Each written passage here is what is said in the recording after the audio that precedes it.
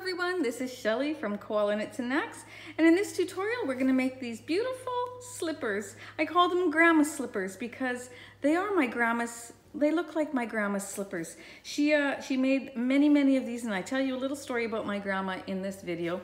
But I love these slippers. They're very comfortable. They're made on my Sentro 48 needle machine, but I also make them on my Addi 46 needle machine. So you can make them on either one. They're just, of course, a little bit wider if you make them on your Sentro. But either way, they'll work out beautifully and you're gonna just love them. So join me in this tutorial, get your machine ready, and any 4-weight yarn that you want to use. That's what I use, 4-weight yarn. And get yourself a little tape measure, and we're going to get started. All right, thanks for joining me, and if you haven't yet subscribed, please do so.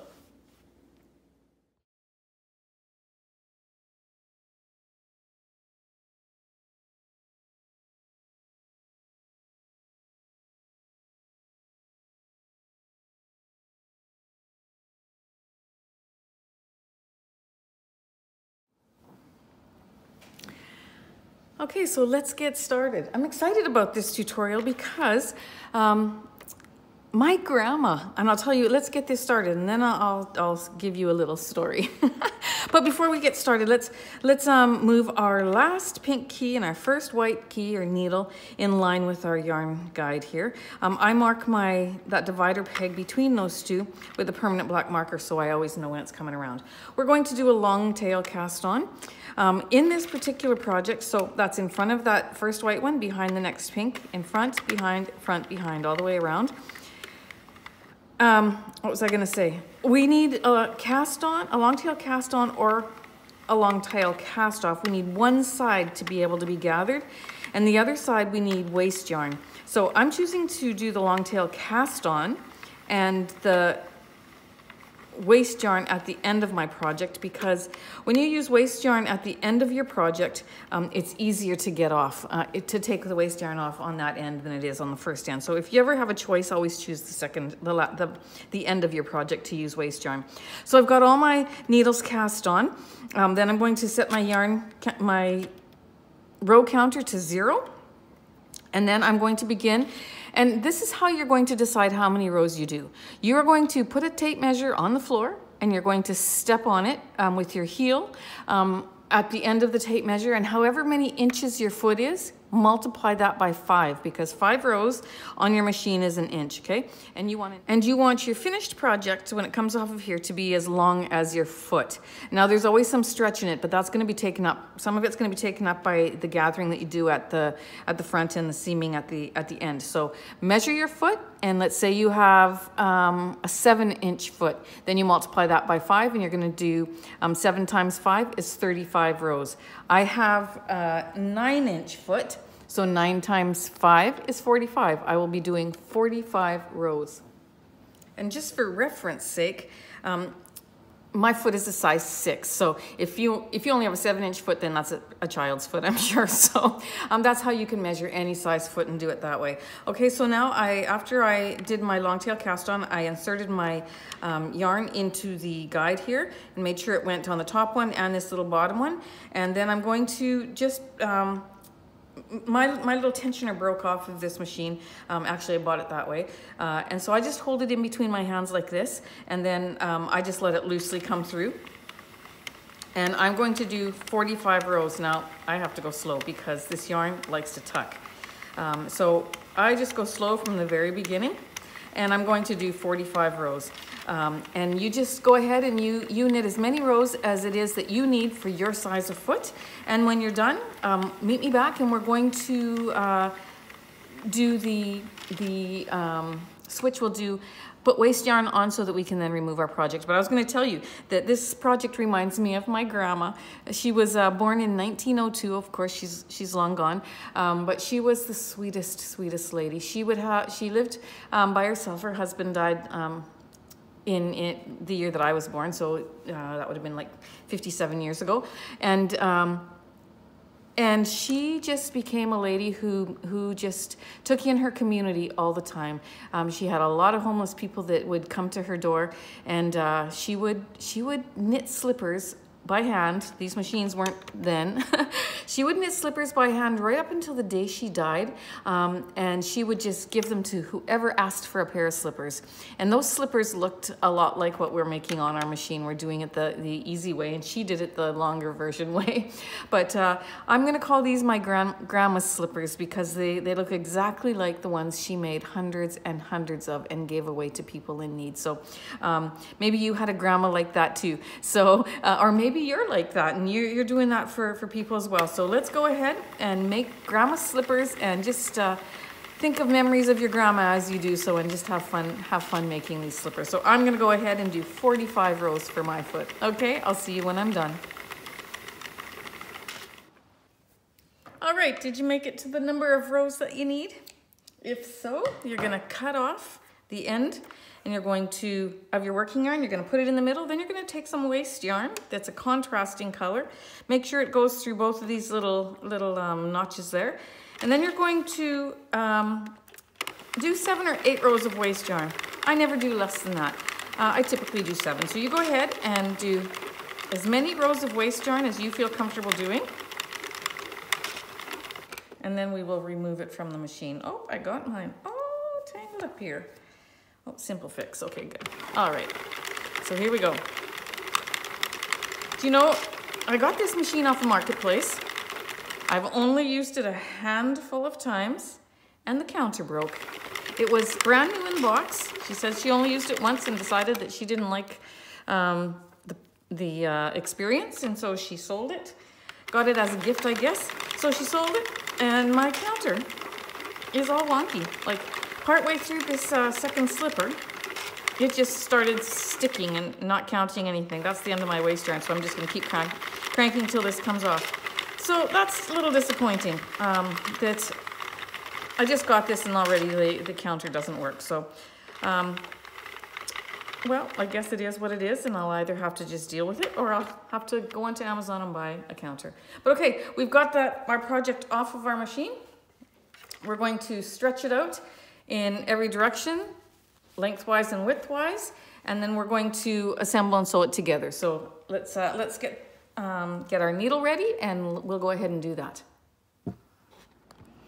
The first thing we're going to do is close the one end with our flat edge. So make sure that your tails are on the outside.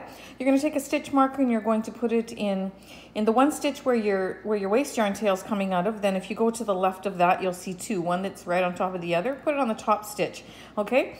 And that's going to be your marker, and that's going to be the very corner on this side.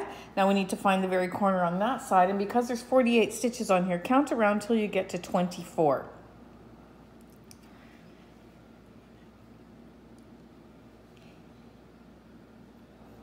So this is 24, which means this is 25, so this is my two end stitches, okay? So I'm going to put my hook underneath both of them, then I'm going to pull the top one through the bottom one, then I'm going to go down to the bottom here, grab the next one, pull that and put it through the loop on my hook, then the next one. Now you can go underneath the stitches like this, or you can go over top, doesn't really matter as long as you grab them and you pull them through, going up and down all the way across. Now this slipper is done on the Sentro 48 needle. You can also do it on the Addi 46. And I'll just tell you, the other slippers that I've made for myself, I've done on the 46. And for me, because I have a smaller foot and a narrower foot, I actually prefer the Addi 46 needle machine to make slippers for myself. But this one works, I mean, they fit fine too, just a little bit wider. Those two needles actually do make a little bit of a difference. So if you have a wider foot, you might prefer the Sentro 48 over the 46 for these slippers. So you choose which one you like best based on what machine you have. And if you only have one machine, then you just make them and they'll stretch to fit and they'll be fine. Or they'll be a little bit loose, and that's fine too. So yeah, you're gonna keep going along till you get to the end here.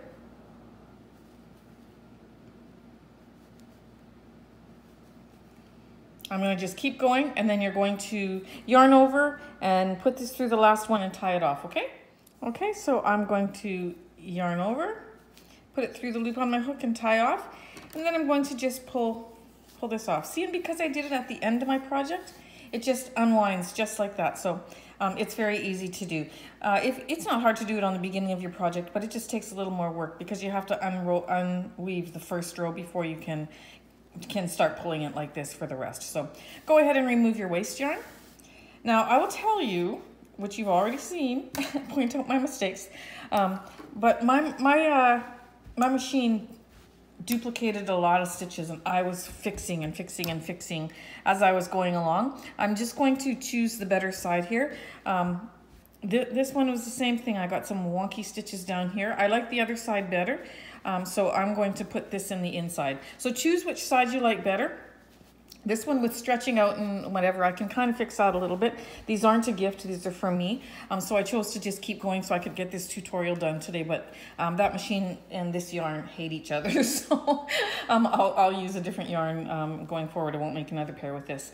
But then on the other end, you're going to cinch it up just like you would a beanie, okay? So cinch it up. I'm all about being real. We all struggle with things like this, and not every project you take off your machine is going to be perfect. Now, if I was making these to give as a gift or to sell, I would definitely not give them like this. Then I would make the effort to change it. But every once in a while when I'm doing a video like this, if I've got some little mess ups like that or things that just didn't work out the way I would prefer them to work out, I want to post it anyways, just so that you know you're not alone. It happens to all of us. Okay, so let's I'm gonna go ahead and get my needle because I didn't bring it over. I'm going to get my needle, then I'm going to sew around that little circle and reinforce this so it's nice and tight. Okay, so you go ahead and do that. I have reinforced my toe. Now I'm going to go up and I'm going to find the very side row of stitches, making sure that the V goes down. And if the very side row is with the V's this way, then I just give it a half a turn there. And I'm going to follow that row up. That's the row I'm going to work on this side, okay? And I'm going to do the same thing with this other side. Following that up. And then I'm going to do the mattress stitch, the invisible. You can call it mattress stitch, invisible stitch, however you like. But when I get down to the bottom here, I'm going to just take my needle through those stitches and just secure them again. And then I'm going to begin where I can actually easily get in there. Okay, so I'm going to go up with picking up 2 bars. You'll see in a second once I get a little farther up, it'll be easier to see. I'm going to take those 2. Okay, so now that I'm a little farther up, it's easier to show you more closely, okay? So where the yarn is coming out on this side, I'm gonna go back in, then I'm gonna pick up 2 stitches where the 2 bars are there, pick those up, then I'm gonna go across, and where you see the yarn coming out of this stitch, I'm gonna go into that, pick up 2 bars, just like that, so 2 stitches, and I'm gonna keep going across, back and forth like that, picking up 2 bars. I can pick up 8 to 10 stitches before I go ahead and tighten it. Or however many you're comfortable with. I like to get a good length of a row going before I go ahead and tighten it. But make sure you don't twist that. Make sure you follow along that same row. And you keep going up. Pinch the toe here and I pulled on this and it closed that up. And see how when you do it that way, you get your rows lining up perfectly. So it doesn't look like you have half a row and it's all off centered there. So that's why I make sure that both of these rows, the bars are wide going down. So I marked off 4.5 inches from the end just with my stitch marker, which is my handy dandy bobby pins, which I absolutely love because you can buy a package of 100 of them for like next to nothing. They're easy to put in, easy to take out. They're just, to me, the best stitch marker you can get. Okay, so then you're going to keep going down until you get to that marker.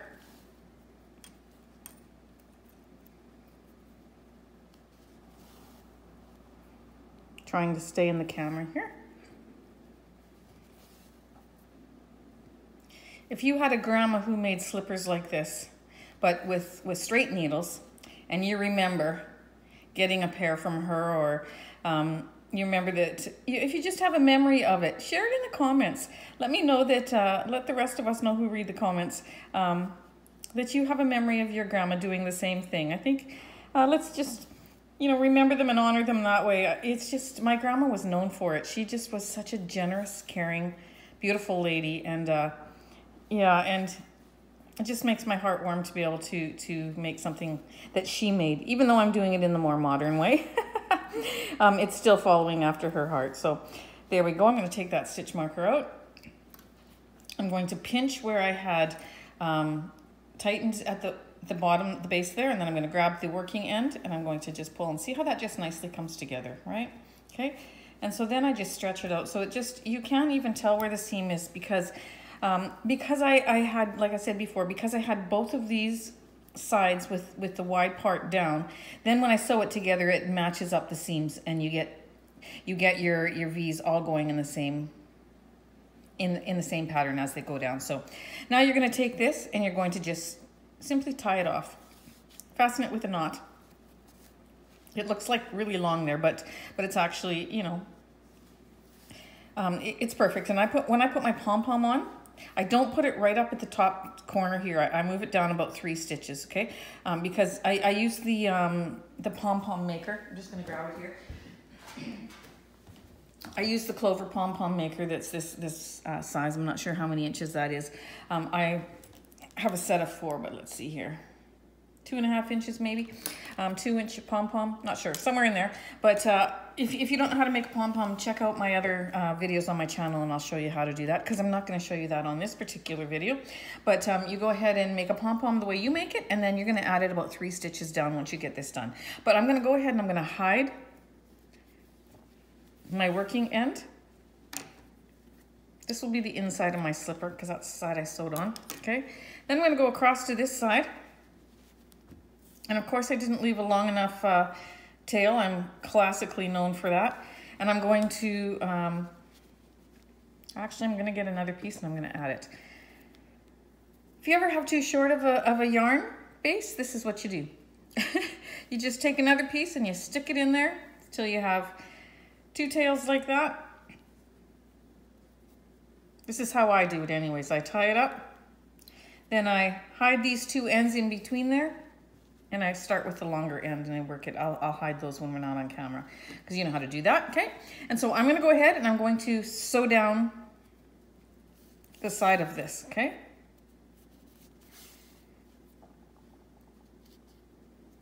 I'm going to go in and out on the same side that I come out is where I'm going to go in. I don't want to go over top because I don't want to add bulk to the heel area. I want it to be nice and smooth. So rather than go across and across and across, I just go in and out on the same side, okay? And when I get to the bottom, and I go as close to the edge as I can, just picking up those top stitches. And when I get to the end, I don't just leave it a pointy corner like this. I make it into a molded heel. So once I'm going to just you're going to follow me all the way down until we get to that part. Okay. And we're going to get there soon. These double layer slippers are so warm. They're just so comfortable. That's the difference between our grandma's slippers and our slippers made on these machines. Ours have a double layer. Theirs had a single layer. So these ones are a bit warmer, but the pattern and the style is there, and it's yeah, it's just a nice thing to carry on down through the generations, isn't it? Okay, so I'm going to tie that off into a little knot, and then I'm going to take the little heel part there, and I'm going to just slightly bend it up. And when I bend it up, I'm going to fasten it to the seam there. Okay, and then from there, I'm going to just lightly, not lightly, but just sew it down the sides, just to fasten it and make it nice and smooth. And I do that so it makes it look like a heel. It's not just a pointed square at the end of your foot, a pointed corner. Okay, and so now that I've got that done, I'm going to just tie a little slip knot there, and I'm going to go across. And I tied a knot so that it doesn't pull on it and then gather this in. So then I'm going to go up this side.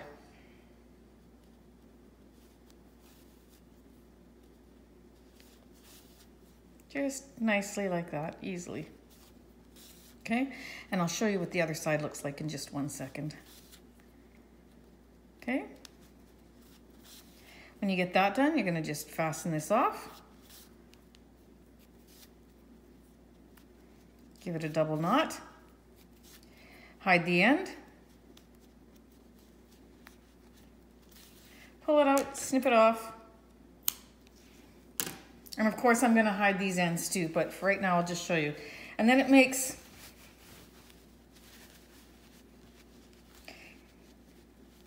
a nice heel. Looks more like a shoe. So when you have your foot in there, you've got a flat kind of end. You're not walking on a little pointy part. Okay. So I'm going to hide this, and then I'm going to add my pom pom, and we're done. It's just such a fast project. Beautiful for gift giving when you don't have wonky stitches. So yeah, I do have a few wonky stitches, but don't make it any longer than how we figured out the equation in the beginning. Multiply the length of your foot times 5, because five rows on the machine makes 1 inch. Don't make it longer than that, because your slippers have a stretch in them, and they will be too big if you add more than that. As a matter of fact, you can do that equation and then subtract 2 rows or so if you really want a nice snug slipper. But this, I find, is just the perfect way to fit your foot.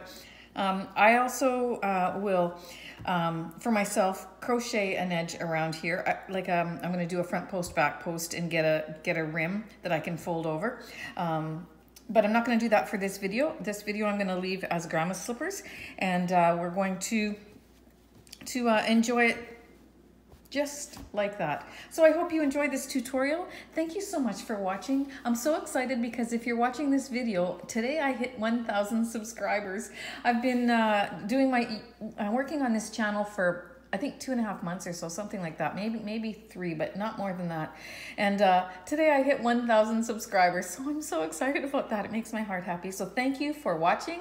Thank you for participating in the videos, and for commenting, and for making projects. It's just really great to be a part of this community with you. So thank you so much. Take care, guys, and we'll see you in the next video.